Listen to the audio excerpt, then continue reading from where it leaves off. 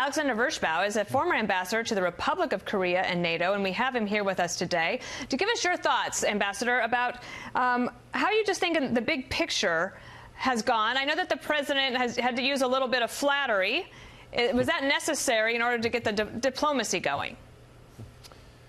Well, perhaps a little bit of flattery can go a long way, and I think the overall atmosphere of this meeting was positive, and that can at least help create a favorable framework for talks. But I'm very disappointed about the substance of the meeting, to be honest. The statement's really thin gruel.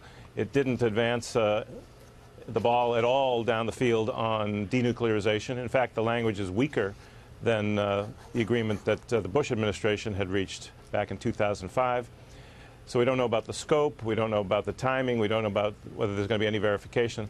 So we could have gotten more. Do you think, Ambassador, that maybe was just because this is just the first meeting and it was a chance to establish a relationship? And I know that Secretary Pompeo and John Bolton, certainly not known to be doves, will be going over to North Korea. And do you think that this provides them basically now a chance to say, all right, we're going to put you to the test now with some more specifics? Well, that's certainly where we are, and I think it's good that Pompeo is going to be leading the talks. He's already immersed in the subject. He knows what's at stake. But it's a very steep hill to climb, particularly when the North Koreans, I think, despite all the political gains that they got from this meeting, just meeting with the president itself was a big gain, boost their status in the world. Looks like we're almost recognizing them as a nuclear power. They could have given us a bit more. But now we have to get on with putting them to the test, and I think early. We have to think of some early tests that would involve dismantling missiles, warheads, or taking things out of the country that actually cut into their capability to threaten us. Ambassador, take beyond a the listen. symbolic. Can I have you listen to Senator Lindsey Graham on the goal going forward? Listen. Okay. I know who we're talking. We're talking about a guy who's just a complete thug and a killer in North Korea.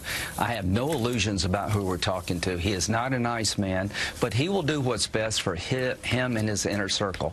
Trump's got to convince him that you'll be safer and more prosperous by giving up your nukes than if you keep them. It's all about Kim. It's all about his regime. It's not about the North Korean people. Ambassador, based on your expertise, especially with South Korea, wondered what you thought about the idea that President Moon had been quite instrumental in mentoring and advising Kim Jong-un before he went into this meeting, and did the South Koreans end up with more or less than they thought they would? Well, I haven't heard what President Moon has said to characterize it. I think they were disappointed that there was not at least a small step forward on denuclearization.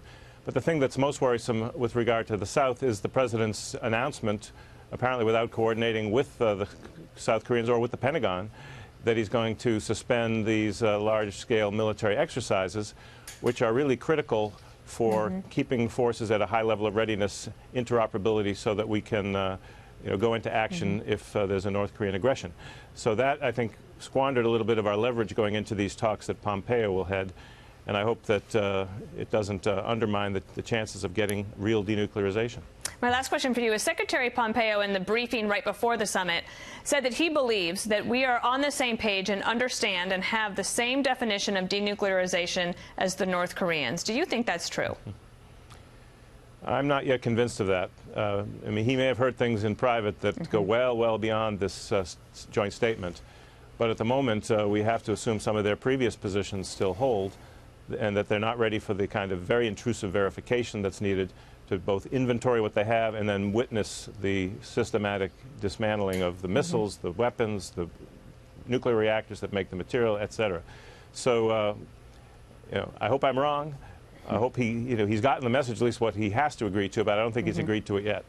Interesting. Well, we'll keep checking in with you. We appreciate your expertise, Ambassador Alexander Vershbow. Thank you.